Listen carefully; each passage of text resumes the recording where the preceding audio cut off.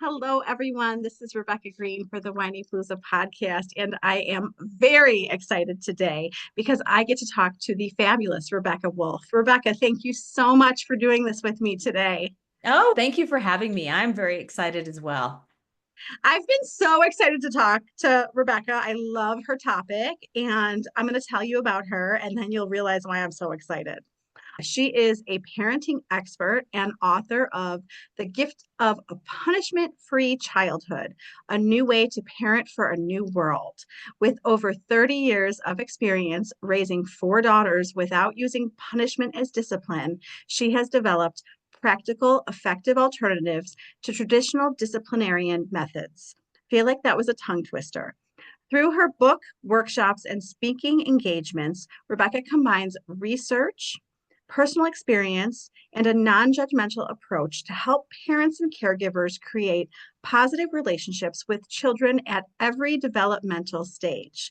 Based in Denver, Colorado, she is passionate about oh my gosh, another tongue twister, revolutionizing parenting approaches to build healthier relationships and ultimately create a better world for future generations. So now, everyone, do you see why I'm so excited to talk to Rebecca? This is amazing.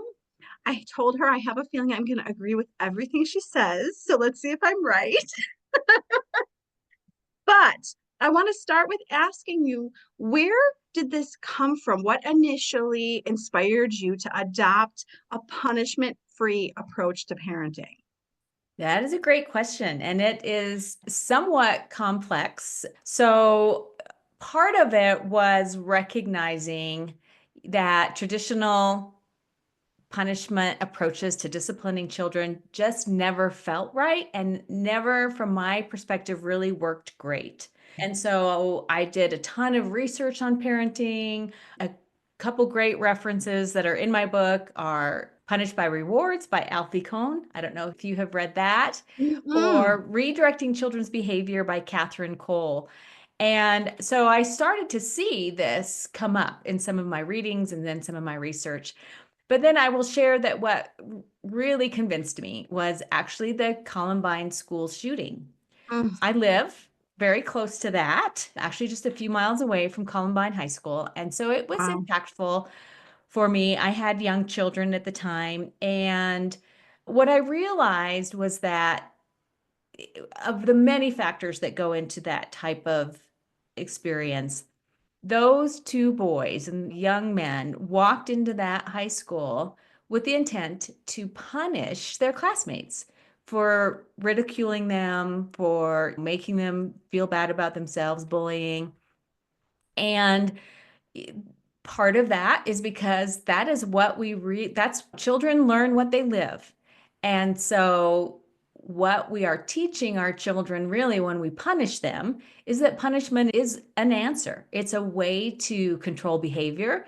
Punishment is a way to maybe get what you want or your way, and that it's justified. And I just one day said, what would happen if we didn't punish our children, if that wasn't something that they lived as children? I cannot believe how my stomach feels from that answer. I did not expect you to say that. That is not where I thought this came from. And holy cow, Yeah. that's some big stuff. You make a really important point. I think that for people listening, I don't think that they know, okay, so we know what punishment is. Can Mhm. you take us to, like, what do you do instead of the punishment? And I think that is such an important question, right? Because there are people who hear this and think that the house just becomes a free for all and children just do whatever they want to do. In fact, I joke when I shared this with my family, my parents and siblings, they looked at me like I was out of my mind when I said this is what I'm going to do. And it's because Wow. people picture, like I joke and say, children running through the forest or running down the street, that they're just Yeah. completely undisciplined. And that is not it at all. No. This approach actually takes as much, if not more, kind of energy and creativity and engagement with your children. And the shift is really to think of your role as a parent and disciplining as a teaching and learning process, not as a control and punishment process, right? So it's two different ways to discipline. And so disciplining is really teaching our children right from wrong, what to do, what not to do. And so doing it through a teaching lens versus a punishment lens. I love how you explained that. I'm wondering, can you take us through an example with one of your children? Because I think that would be Mhm. super helpful. Sure, absolutely. So let me think back. A lot of my examples are from other stories, but let's take an example of, I would say, like children, siblings fighting, right? I think Mm, that's an excellent example. And I remember a situation where I had two of my kids in the back seat of the car, and they were probably 6 and 9 years old, right? And they got into a fight, right, in the back seat, right? And we actually hadn't even made it out of the driveway yet. And so I stopped and I said, "Hey," I said, "it sounds like something is really wrong here. That tell me what's happening." And right there, you can see a difference because in the before time or in what we think of as our first, and in fact, there's a joke, right? "I'm going to pull this car over right now if you don't yes, stop fighting," right? We yes. typically respond to children fighting and we bring our own anger or frustration, right? We'll walk Hmm. into a room and say, "What the heck's happening here? And I need you all to stop fighting right this minute," right? Yes. We just escalate the situation when we come in that way versus bringing more of a calm energy. So in this instance, and you do have to stop and remind yourself because Oh, even with all of yes. my practice at doing this, my body wants to have that reaction, right? You don't want your kids to fight, and it brings that up. So you say, "Okay, I'm not going to do that." You have to be very conscious. And so then I said, "Okay, you stay calm," right? And then I asked them, I said, and especially for one of them, it actually wasn't unusual for them to fight like that, especially right as soon as they got in the car. And so I said, "Sarah, this isn't like you." I said, "Is something wrong?" And then she just burst into tears. She told me about this fight she had with her best friend. And of course, she's taking that out on her little sister. Of Right? And so course. we had a good conversation about it, that they could recognize that this is what can happen and that it was, and then ensure that both children feel like they've had a voice, right, in that kind of situation. So it's really problem solving versus blaming. Problem solving versus blaming. And I love that you talked about our state because the state that we come into it affects the Mhm. whole thing. I know that I can make it get worse and I can make it get better, That's right? exactly right. Yes. I'm not going to tell you that I'm perfect at this because I'm not perfect at any of this, but I'm going to tell you that 9 times out of 10, probably 9.5 times, it's never about us. Like we Mhm. personalize whatever's going on and they're upset about something that happened at school. That Mhm. usually is what comes out of the conversation. 100%. Yeah. 100%. Yes. Okay. I think that the thing that's been coming up the most because my kids are teenagers. So I talk to all the moms with all the teenagers, and they're really upset with how their kids talk to the Mhm. point where, like, my daughter gave an example of her friend was rude to her mother. So her mother took her phone away. Mhm. Okay. So help us with the rudeness to us. Sure. So I will share, right, that I think that what the teenage, so a little bit more background, right? So I had two children and then several years later had two more. And Hmm, so the first two had some traditional parenting. I put gotcha. them in timeout.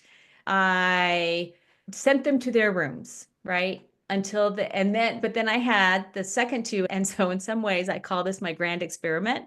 I love it. Um, so the second two didn't have any punishment. They're at least at home, which is another tricky part about this whole conversation. Yes. But at home, there was Yes. no punishment. And I will tell you, as teenagers, that didn't happen. I saw the difference between a child Hmm. who has been punished and a child who hasn't. And it is because when they're not punished, right, there's no adversarial relationship with the parent, right? We're in this together. And I think that is, if it's one of my favorite phrasing now, because when your child feels like you have their back and that we're in this together, they are more likely to want to support your requests and they're more likely to not talk back. What happens in those teenage years when they're breaking away is they're finally big enough and strong enough that they're not as dependent on you.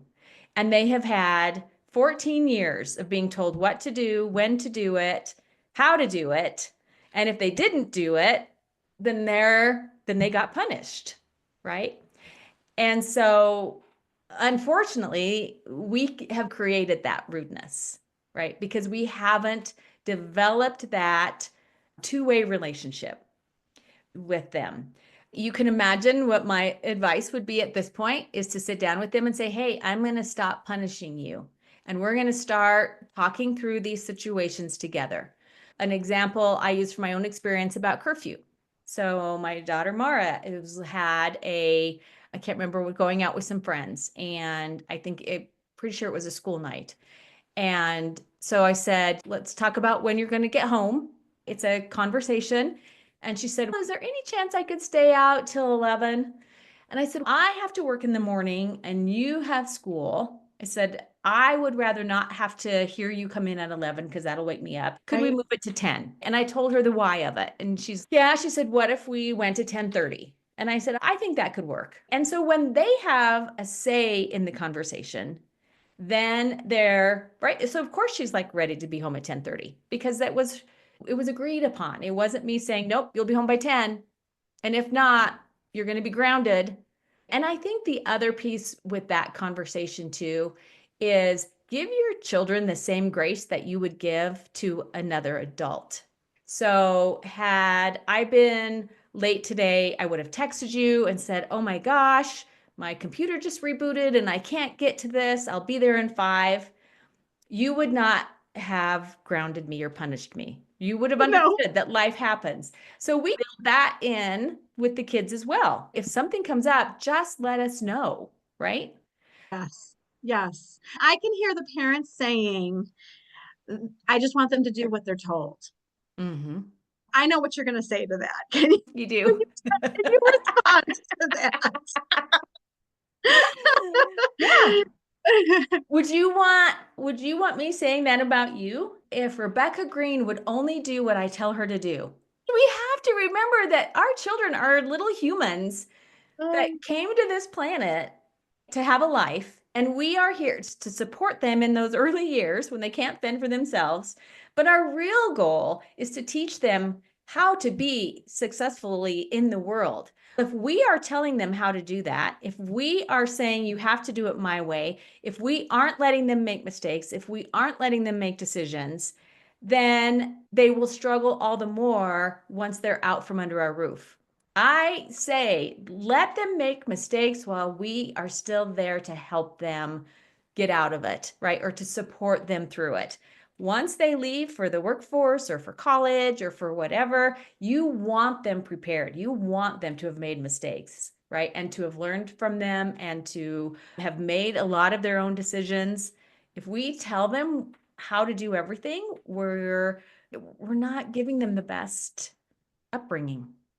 Yeah, no, that's really good advice. I'm curious what with the two different sets, the older two and the Mhm. younger two, what do you see as adults? Are they all Yeah. adults now? For the most part, the youngest is 21 now. Okay. For the So most a part. young adult, Yeah. young Yeah. adult. And so it's not a full, perfect research experience because, of course, once I made that decision, there was no punishment in the house for anyone.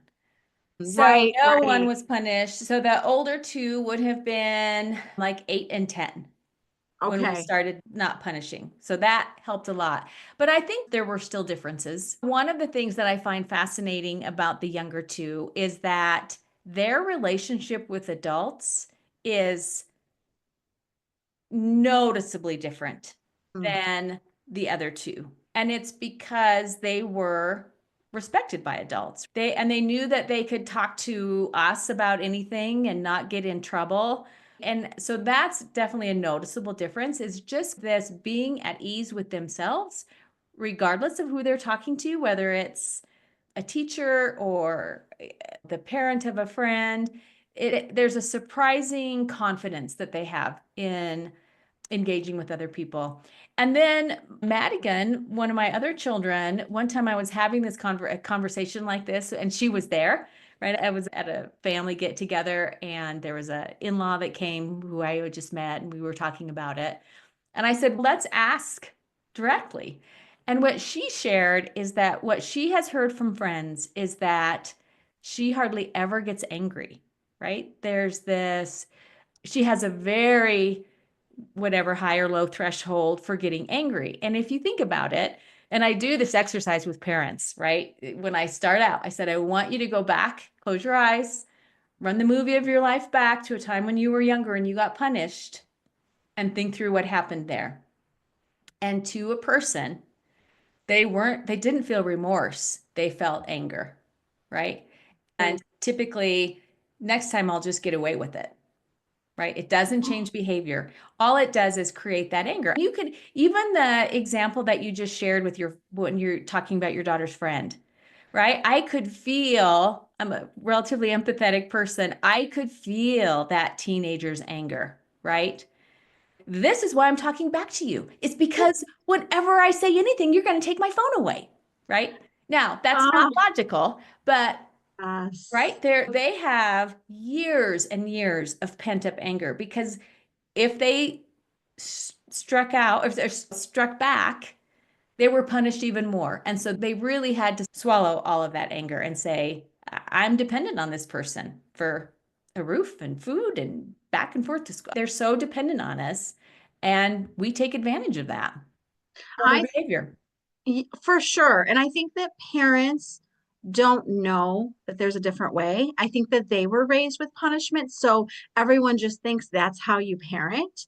I'm hoping that there's people listening who are like, ooh, I want to try this. Like, how do you even begin and change this with your kids? Yeah, it is a real commitment, right? So when my husband and I had to sit down and say, we are committed to this, that we will not punish. You just have to make that commitment.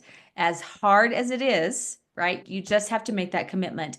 And then you have to have some grace with yourself as well, right? That Yes. you may, especially if it isn't like from the beginning. And remember, I had done all that research around parenting. So I feel like I had a little bit of an advantage there. But when I was doing some of the parenting classes with the redirecting children's behavior, one of the pieces of advice from that structure is refrain from using the word don't. Instead of saying don't do something, tell your child what you want them to do. And once you even commit to that, you find yourself like you want to start saying don't. And I truly even would find myself stuttering. Like they would be doing something and I'd be like, "Duh," and then I'd have to stop and think, right? Yes. Yeah. And say, here's a common example. They're leaning back in their chair. Don't tip the chair back. Instead, you say, hey, keep all four legs of the chair on the floor, because that's a safer way to sit in a chair, right? And you Yeah. say it calmly and without blame and matter of factly. This is what we do as humans on this planet to keep each other safe. We keep all four legs of the chair on the floor by telling them what behavior you is appropriate. It's much better than just saying don't lean back in your chair. Don't tip. Well, can I take you to the classroom, to the teachers that are listening? Because Sure. you're bringing up the chair, and I hear the stories from my kids being yelled at by teachers. And teachers, I'm not judging any of you. You have 30 Me children to neither. manage, there's no judgment. Okay, so yelling at the kids because they're out of control. Oh my God, the stories of some of these classes that I could tell you. The kids aren't listening. They're out of control. They're being sent to the principal. They're being sent out into the hall. Can you give them a better way? Sure. Yeah, it's funny. I had a great conversation when was that? Last fall. We had a get together with some friends, and They brought a young adult daughter who was studying to be a teacher, and we had some great conversations. Oh, I It love was this. so great for her to really be starting to think about a Mm, different approach, right? yes. And I think part of what could help out a classroom, of course, there are so many things that you could do, and having to repair what's already been done would be part of it, right? And I know many of the teachers out there know a lot of these tips, but the more that the children in the classroom have a say over what happens in that classroom, the more they're going to engage rather than being told, here's what we're going to do. Now, I will share that all four of my daughters went through public Montessori schools. And that was, of course, very intentional with my approach, right? And Yes, that yes. is very much a Montessori. The Montessori guide phrase is follow the child. So Maria Montessori was, I'm here for you, you're not here for me, right? And Love it. I'm going to let you follow your energy, follow what you're interested in, with still getting what they needed to learn, right? And in a classroom, first day, you don't set the rules. You have the class talk about, okay, class, what's going to be our classroom rules? And I think many teachers do that. That's pretty common now, right? Another tip is that give children choice on assignments, right? Mm, If a learning outcome is around, I don't know, women in history, right? Give them 3 ways that they can demonstrate that they've learned something about women in history. They can write something, they can do a presentation, they could do a video, they could do a TikTok. Give them options so that they're selecting how they demonstrate that they have learned that outcome, right? So building in that flexibility and giving children voice, right, are key. And then I would say don't punish. Don't punish children when they step out of line. A couple things. One is it is rare, if ever, that a child purposely misbehaves, right? They're young, they're learning, they are much more likely to make mistakes than we are. I read something, so this wasn't me, this was somebody else. When a 1-year-old is learning to walk and they fall down, we would never punish them for that. But they're doing it wrong. They're making a mistake. It's what the heck? Why are you falling down? You should be walking, right? We need to keep that same attitude as they're learning and growing and making mistakes in other areas. Are they going to make a mistake in the lunchroom and do something silly with their food? Inappropriate throwing food or yes, they are. They are young, they're exploring. We want them to be learning and exploring. And so rather than punishing, have a conversation. Talk about why yeah. we don't spit food or whatever it was that happened. So it sounds, I'm thinking about the sweet math teacher who's trying to teach math problems, and the boys are like just not listening. I'm sorry, I'm generalizing, but this is the example I have from the other day. So she's trying to get these boys to follow along. It sounds like there needs to be more collaboration, is what I'm Mhm. hearing from what you're saying. Mhm. Yeah, let me think because I'm sure, and I think that schools were definitely designed for girls. There is no doubt. No, it's true. So designed for girls and not boys. Yes. Boys and girls have different energy, they have different needs, they have different learning styles. And my husband talks about when he was in school, he had one teacher that really helped him quite a bit because he had a lot of energy. And that teacher let him stand in the back of the room where he could move around. Love it. And in the and right, we also don't want that child that's running through the forest. So we Right. do need to help them see what is appropriate behavior, right? So there's a few things that a teacher could do with that, right? So one is to when if let's say there's 3 boys acting up, right? And not paying attention, is for one to respectfully say, hey, I can see that the 3 of you are having trouble paying attention. Let's talk about why that is, right? And it could be, hey, he just stole my pencil or whatever, right? So have that conversation, let them have a voice and say, okay, could we, for the next 20 minutes, focus on this math problem, and then we'll take some time for all of you to get up and take a walk around the building, and we'll come back in, right? So that everybody can release some of that energy. So have a conversation with them, ask them for what you want, and let them know why that's important.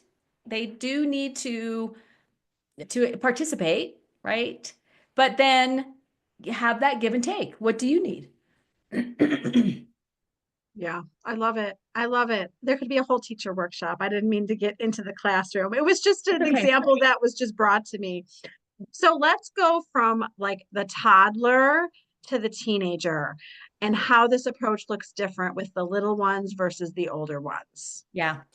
Yeah, and that's actually how I structured kind of the middle section of my book is by age. And I think what's important for parents to consider is that for anybody out there who has more than one child, you know how different they are, Mm. right? No two children are the same. And what No. works for one doesn't work for the other, and vice versa. And the same is true for ages. And so as a parent, you are always adjusting your parenting style. You're adjusting Yes. it based on the unique needs of each child, and you're adjusting it based on their age. So it's super important to understand that. I have some folks that I've been working with, and they had an approach to parenting, and that's what we're going to do the whole time. And it really started to fail as the child grew older because it doesn't work when they get a little bit older.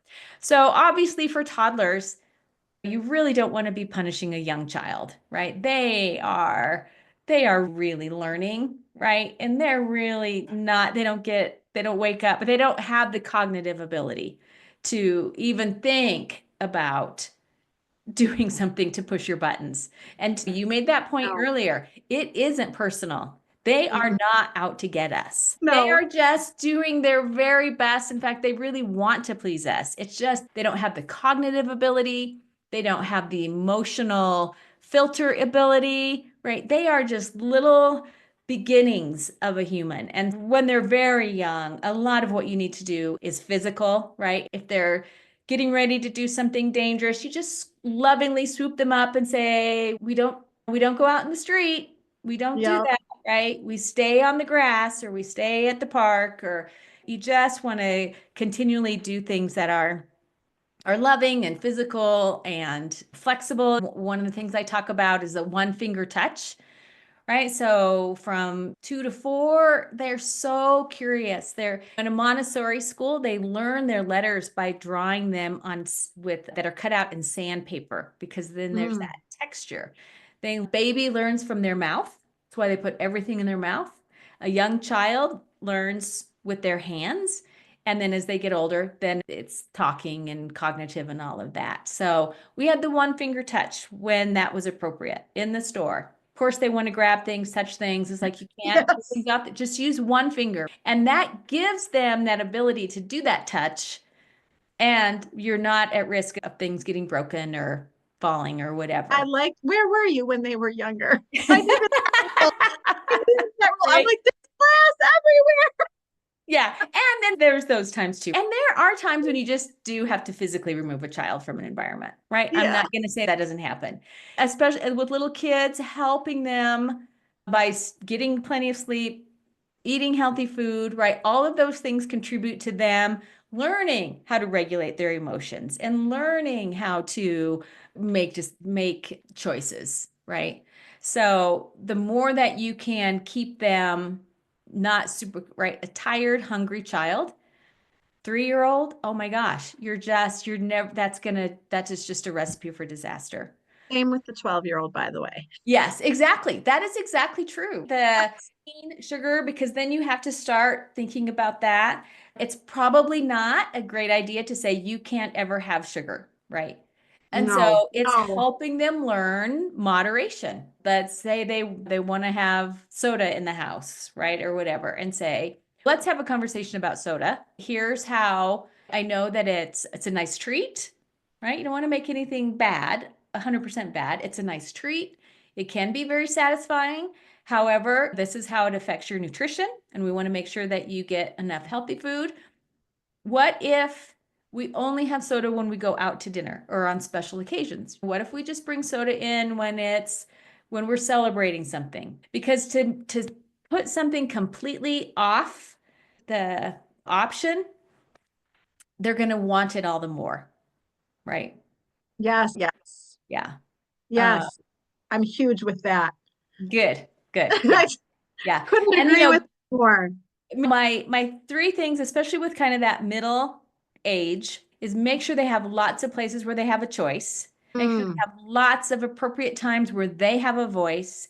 And then the other piece is help them feel capable. And I say, let them teach you something. So, what do you learn in music class today? Right? And have them share with you what they learned, right? Give them that opportunity to be the expert. I love that advice. My daughter always is, no, I like it like this. And I just need to learn from her what she can teach me in that area. I really like that advice. I think that you mentioned a far reaching negative consequence of punishment. Does that sound like something you can explain what the negative consequences are of using punishment? Oh, yes. Obviously, I shared the worst at the beginning of this. And again, I Ah, know that there's lots of factors that go into those situations, but the research shows over and over again that punishment doesn't work. And in fact, I remember, and it's in Alfie Kohn's book. I like remember the moment when I read punishment creates more misbehavior. And I read that and I was like, how can that be true? wow. And then so much of what I was reading that he said made so much sense. It's wow, I really need to contemplate this and really think this through. But it really does. And there are university research studies that have shown that punishment actually creates more misbehavior, not less. Think of the times that you've said, how many times do I have to tell you this? Yes, If you're going to continue to punish them, you are going to yes. continue to have to tell them that. Uh, Because yes, it is a cycle. The more you punish, the more they misbehave. The more you punish, the more they misbehave. So that is key to one of the negative consequences of this. The second one is, and people have heard this, people who harm have been harmed. Bullies have been bullied. And so that's another research-based outcome of punishment is that a child who is bullying other children on the playground are most likely bullied at home. It's what they know, it's what they yeah, learn. yeah. So you're creating that. What you're saying to children is that it's okay to punish, it's okay to be mean because I'm being mean to you. I'm the person that loves you, and yet I'm saying that it's okay for me to take your phone away or ground you or do all of these things. And so you're, in essence, saying this is okay behavior, right? And so then they're going to do that kind of behavior. So that's a piece of it. And then the third is it erodes relationships. An example, something to think about is like your checkbook and you deposit money and you take money out. And if you're constantly having negative to that balance, negative engagement with your child, punishing, telling them what to do, blaming, shaming, all of the yelling, all of those things are deficits in that balance versus connecting, cooperating, sharing, helping, teaching are all positives, right? And you just have to make sure that you have a lot more positives than negatives because all those negatives, they just erode that relationship. And fortunately, most of us are very forgiving and we forgive them and they forgive us. And so we end up with decent relationships, but it can be so much better. And I have to give away my kind of I don't know, the point of the title. So I was writing the book and I was writing the conclusion and wanted to share my experience with it. And what I realized was it made parenting such a better experience for me. The Mm, gift, the yes. gift was for me because I could enjoy the process of parenting because what I'm doing is I'm building a relationship, I'm teaching, right? We're working together on things. When they forget their lunch, if I can bring it to them, I do. I show them that I've got their back and we're in this together, which means they reciprocate. If I need help, they're there Oh, you because they've speak learned my that. language. I told you you speak my language. Because controlling Yeah, someone's behavior and figuring out punishments and then trying to stick to those threats is hard, exhausting work. for both of them, for the children and the parents. Yeah. I interviewed a psychologist and she was so funny. She was doing an impression of a mother. And she was like, we walk through the house and we're like, clean this up. Did you do your homework? I told you to brush your teeth. And she's doing this impression. And she's, would you want to hang out with you? Would you want to talk to you? And I'm like, nope. No, it's true. It is true. What do Mhm. you think has been the most surprising feedback from parents? I think that, and this isn't really feedback, I think one of the hardest things about this approach is that people are told that they're making a mistake to do this, right? Oh, yes, I was going to ask you about that. Yep. That's when you ask that question, and I know it's not exactly the what you were asking, but that's what came to me is right, people are judged for doing Yeah, this. yes. Yeah. And whether it's their parents or friends, I think that can be one of the challenges of this approach is that people will think that you're making a mistake and they'll tell you that you're doing the wrong thing. Yeah. And so that's the other part of just having to be committed to this. I think that, especially if you start when they're young, you'll see the positive results that you'll never go back. I think even making the shift, if you've even been doing this for a while, will take a little bit longer because your kids will always wonder if you're going to, they'll go, is this for real? Are they really not going to So punish me? sad. It is, yeah. Right.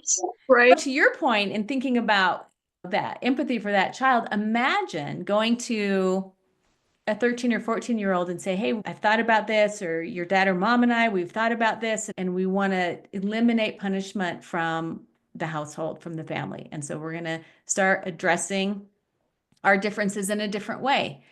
Can you imagine the sense of relief that would come over that person?